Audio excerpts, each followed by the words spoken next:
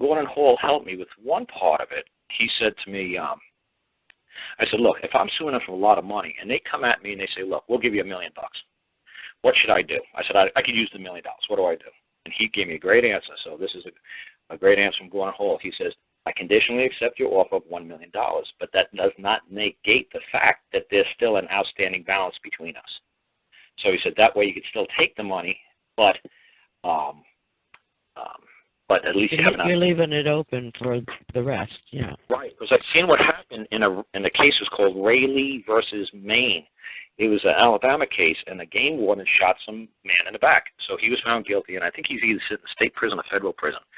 So the widow of the man who got shot in the back, the game warden tried to say the man was going for a gun, but he was just going for his driver's license, like the game warden told him to give him. So he shot at the man in the back, and they had video cameras, so the game warden's in jail. But anyway, the widow, I'm not sure exactly how much she asked, but she asked for like $1 million. So then what happened was, you folks got to be really careful when you make a wish for, like, say, $1 million, because that's what they asked me. They said, what do you wish for a settlement? So the judges use those words. Wishes are very powerful. So when she was made an offer of, like, say, $500,000, she accepted. And as soon as she accepted, her $1 million claim to be made whole and complete was deemed to be fraud. Because if you say to be whole and complete, cost me will be $1 million, and then they come back with a counter offer, say $500,000, and you accept it, well, then your $1 million claim was a false claim, and then every part of your claim gets thrown out and dismissed. So I don't know if she ever got any money at all, but I'm warning you folks, when I read that case, I was like, holy cow, because if they gave me a lower offer and I accepted it, my whole entire claim would have been thrown out. And how I try to explain to people is like, say, National Geographic was giving somebody a $1 million prize for discovering the South Pole. Who's ever on the South Pole first, like, say, 100 years ago, gets $1 million.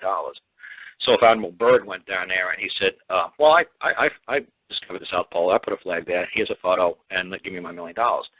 What attorneys try to do to you in court is they try to play the word reasonable. So he's like, come on, it was cold, it was 30 degrees below zero, come on. Are you sure your compass really read zero? You know, come on. Maybe you were off by 1 millimeter. Come on, be reasonable to this jury now. Not be reasonable.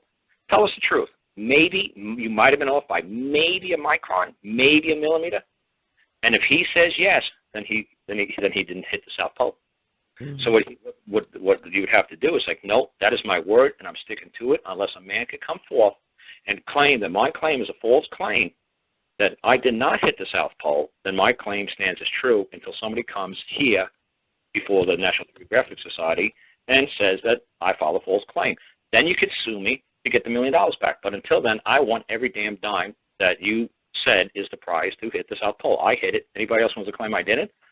Bring your claim forward. But until then, I demand the money. So attorneys try to play this reasonable nonsense with you.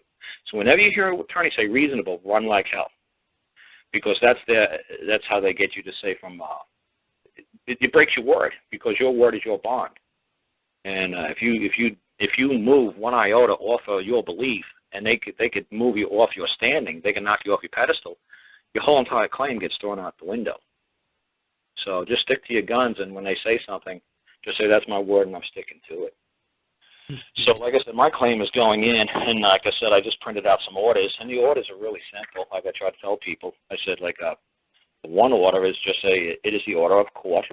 When you say it's the order, when you say it is the order of court, court means me, or the jury, and the defendant. We're the court, not the judge or the clerks. It's the order of court. You don't hear the word this court. It's just court.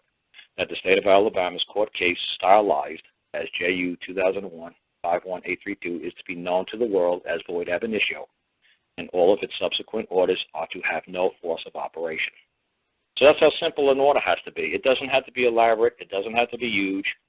It's a nice, simple order. I'm just basically saying I want the world to look at this case as a false case, and that every subsequent order that came from this case is to be noticed as void, or known as.